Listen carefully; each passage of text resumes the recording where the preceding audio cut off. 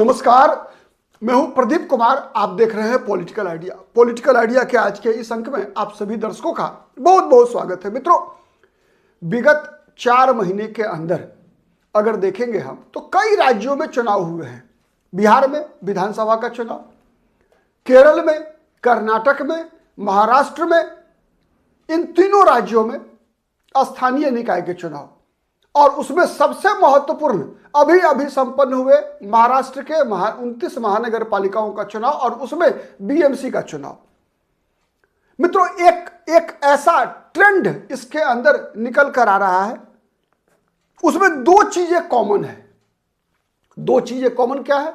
जैसे अभी अभी महाराष्ट्र में ओवैसी की पार्टी को मिली हुई सफलता। मित्रों, ओवैसी की पार्टी एआईएमआईएम को मालेगांव और संभाजीनगर में उल्लेखनीय सफलता मिली है।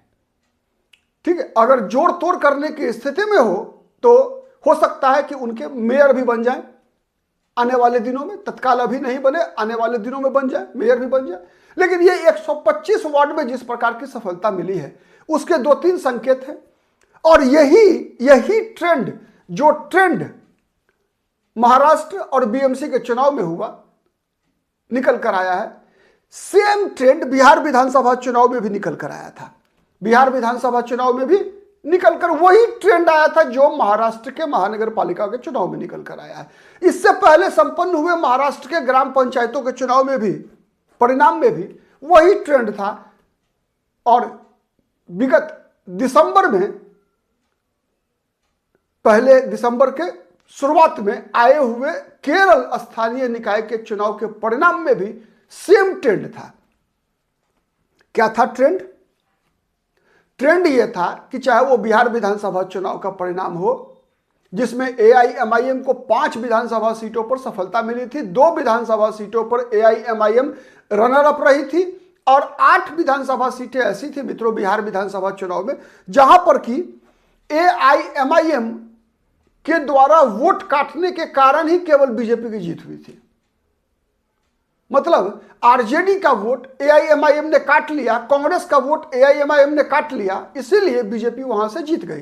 तो 5, 2, 7, 8, 15 विधानसभा सीटों में एआईएमआईएम गेम चेंजर थी बिहार विधानसभा चुनाव में। यही स्थिति बिहार विधानसभा चुनाव में 2020 में भी था। चलिए केरल में क्या हुआ? महाराष्ट्र का तो आप देख ही रहे हैं। पिछली बार लगभग 50 कॉर्पोरेटर्स एआईएमआईएम के थे, इस बार 125 है। मतलब शरद पवार की पार्टी से बड़ी पार्टी, राज ठाकरे की पार्टी से बड़ी पार्टी एआईएमआईएम है। और जो एआईएमआईएम को सफलता मिलना इस बात का भी आने वाले दिनों में संकेत दे रहा है कि एआईएमआईएम एक राष्ट्रीय राजनीतिक दल के रूप में एआईएमआईएम का उदय हो रहा है। राष्ट्रीय, चूंकि नेशनल पॉलिटिकल पार्टी की मान्यता पाने के लिए जो वोट शेयर और जो सदस्यों की संख्या चाहिए उसका संकेत निकल कर आ रहा है इन परिणामों से। आप कहेंगे केरल में तो एआईएमआईएम नहीं है, लेकिन केरल में इंडियन यूनियन मुस्लिम लीग है, IUML। वैसी ही पार्टी है जैसे असम में बदरुद्दीन अजमल की AIUDF है। मतलब क्या है इसका? मतलब यह है कि एक राष्ट्रीय पार्टी के रूप में एआईएमआईएम का जन्म लगभग केवल कुछ दिनों का, अब आप कह सकते हैं कि इंतजार कीजिए कि एआईएमआईएम जो क्राइटेरिया है कि 3 राज्यों में निश्चित संख्या में उसके पास विधायक, सांसद या जनप्रतिनिधि और वोट परसेंटेज होना चाहिए। कभी भी यह समाचार अब आपको मिल सकता है कि एआईएमआईएम ने वो दर्जा पा लिया है कि उसे राष्ट्रीय राजनीतिक दल के चुनाव आयोग ने मान्यता दे दी। क्षेत्रीय राजनीतिक दलों के रूप में केरल में इंडियन यूनियन मुस्लिम लीग। अभी मित्रों, अभी केरल का जो स्थानीय निकाय का चुनाव का परिणाम निकल कर आया, कासरगोड, ठीक है, वहां 39 वार्ड हैं। ठीक है, माने 39 सीट है कासरगोड जो नगर पालिका है उसमें 39। और इस 39 में 24 सीटों पर वहां यूडीएफ की जीत हुई। यूडीएफ मतलब वो गठबंधन जो कांग्रेस पार्टी जिसमें सबसे बड़ी दल है, वहां यूडीएफ और एलडीएफ के बीच सीधा मुकाबला होता है।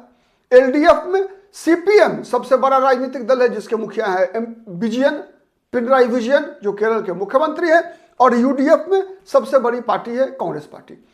तो कांग्रेस को 24 में मिला एक सीट कासरगोड में, और इंडियन यूनियन मुस्लिम लीग के 23 पार्षद चुनाव जीतने में कामयाब रहे। बात समझिए आप, 23। भारतीय जनता पार्टी को मिला कितना? 12। मतलब 23 पर इंडियन यूनियन मुस्लिम लीग नंबर 1, बीजेपी 12 पर नंबर 1। टोटल वार्ड है 39। लड़ाई किसके बीच है?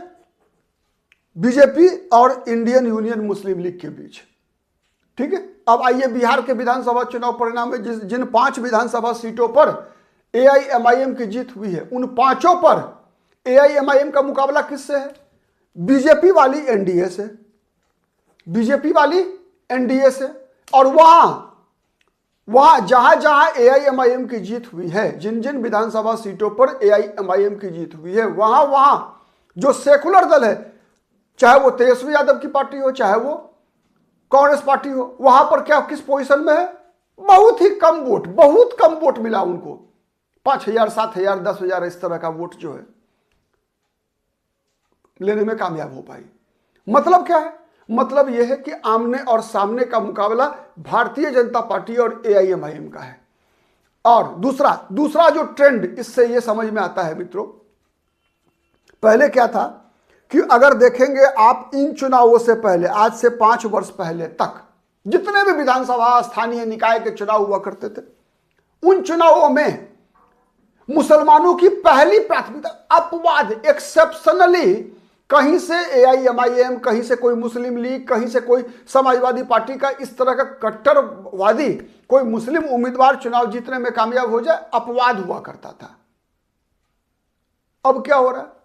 अब यह हो रहा है मित्रों, चाहे बीच में दिल्ली का विधानसभा चुनाव ले लीजिए, अब यह हो रहा है कि हर जगह कि जहां पर भी मुस्लिम मतदाताओं में अकेले चुनाव अपने वोट पर, केवल मुस्लिम वोट के आधार पर चुनाव जीत लेने की क्षमता है, मतलब जिन विधानसभा सीटों पर मुसलमानों का यह भरोसा है कि वो अकेले अपनी आबादी के आधार पर वो चुनाव जीत जाएंगे, चाहे वो विधानसभा का हो, चाहे लोकसभा का हो, चाहे वो वार्ड काउंसिल माने इसका नगर निगम का हो, नगर पालिका का हो, ग्राम पंचायत का हो, वहां मुसलमानों के लिए पहली प्राथमिकता, चाहे वो एआईएमआईएम है, चाहे वो एआईयूडीएफ है, चाहे वो आईयूएमएल है, मतलब केरल जैसे राज्य में इंडियन यूनियन मुस्लिम लीग है, असम में एआईयूडीएफ है, और अन्य राज्यों में असदुद्दीन ओवैसी की पार्टी है। तो ये जो ट्रेंड है, इस ट्रेंड के अगर आगे बढ़ते ही, जैसे बिहार में हो गया, बिहार में अब इसके बाद अगला चरण क्या है? बिहार में जो सेकुलर दल, चाहे वो लालू यादव की पार्टी हो, चाहे कांग्रेस पार्टी हो, मुसलमानों ने मजबूरी में वोट दिया है, मजबूरी में, क्योंकि वहां पर उनको लगता है कि बीजेपी को हराने के लिए एआईएमआईएम सक्षम नहीं है, बीजेपी को एआईएमआईएम नहीं हरा सकती। वहीं पर मुसलमानों ने किसी सेकुलर दल को वोट डाला। यह परिवर्तन, यह बड़ा परिवर्तन है, और यह परिवर्तन सबसे ज्यादा आने वाले दिनों में अगर परेशान करने वाला है तो वो ममता बनर्जी को, चूंकि सबसे पहले चुनाव विधानसभा का पश्चिम बंगाल में है। पी विजयन ऑलरेडी परेशान है वहां, क्योंकि वहां पर सीधा इंडियन यूनियन मुस्लिम लीग है जिसका कांग्रेस पार्टी के साथ गठबंधन है। अब तो मैंने बताया है आपको पिछले वीडियो में मित्रों, अब तो पिनराई विजयन, आप अंदाज लगा सकते हैं, माने कम्युनिस्ट पार्टी सीपीआईएम मतलब सीपीआईएम, भारत की कम्युनिस्ट पार्टी मार्क्सवादी, हिंदू कार्ड खेल रही है, हिंदू कार्ड। वहां मतलब वहां पर जो वेल्लापल्ली नटेशन हो, चाहे ए.के. बालन हो, जो सीपीआई के और सीपीएम के नेता हैं, ये सब कह रहे हैं कि वहां पर केरल को आने वाले दिनों में वहां मतलब केरल की आबादी, मुसलमानों की आबादी बहुसंख्यक हो जाएगी। ये बात कह रहे हैं कौन? तो वेल्लापल्ली नटेशन, जो कि मुख्यमंत्री पिनराई विजयन के सबसे नजदीकी व्यक्ति हैं। वो कह रहे हैं कि मुस्लिम 2040 तक केरल में बहुसंख्यक हो जाएंगे। अभी ही वो बता रहे हैं कि मालेगांव में कहीं किसी उनके जाति के इजावा समुदाय के लोगों की कुछ चलती नहीं है। सब कुछ जो वही होता है वहां जो इंडियन यूनियन मुस्लिम लीग चाहती है, उसकी पैरेलल सरकार चल रही है। आप अनुमान लगा सकते हैं ए.के. बालन जो सीपीआई के नेता हैं केरल में, वो क्या वो बताते हैं कि कांग्रेस की सरकार बनेगी इस बार, तो इस बार गृह मंत्रालय जो है, पुलिस विभाग जो है, वो मुस्लिम लीग के हाथ में होगा और मुस्लिम लीग के माध्यम से जमायते इस्लामी शासन करेगी केरल पे। अब आप अनुमान लगा लीजिए कि ए.के. बालन का कहने का मतलब क्या है। ए.के. बालन किसको एड्रेस कर रहे हैं? तो ओवैसी हो, चाहे इंडियन यूनियन मुस्लिम लीग हो, चाहे वो बदरुद्दीन अजमल की पार्टी हो, इसको इन लोगों को मिलता हुआ समर्थन सबसे बड़ी चुनौती है। अगर तो आप मान के चलिए कि अगर मुसलमानों ने अगर अखिलेश यादव, तेजस्वी यादव, ममता बनर्जी, अरविंद केजरीवाल, सीपीएम के लोगों को या तथाकथित जो कोई भी कांग्रेस के साथ साथ अन्य जो अपने आप को दावा करते हैं कि वो सेकुलर पार्टीज हैं,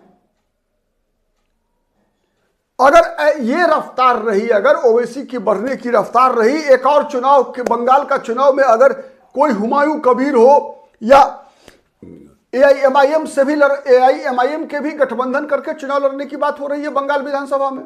अब ओवैसी लड़ते हैं या नहीं लड़ते देखने की बात होगी।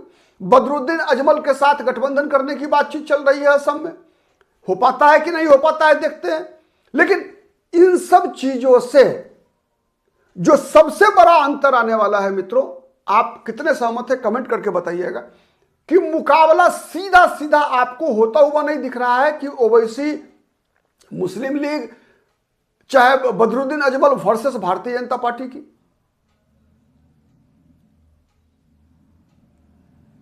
ये जितने भी अखिलेश यादव, तेजस्वी यादव, पिनराई विजयन, ममता बनर्जी, सबके सब मुसलमान वोटों के बगैर इनकी हैसियत, राजनीतिक हैसियत की बात मैं कर रहा हूं, क्या कितनी प्रभावित होगी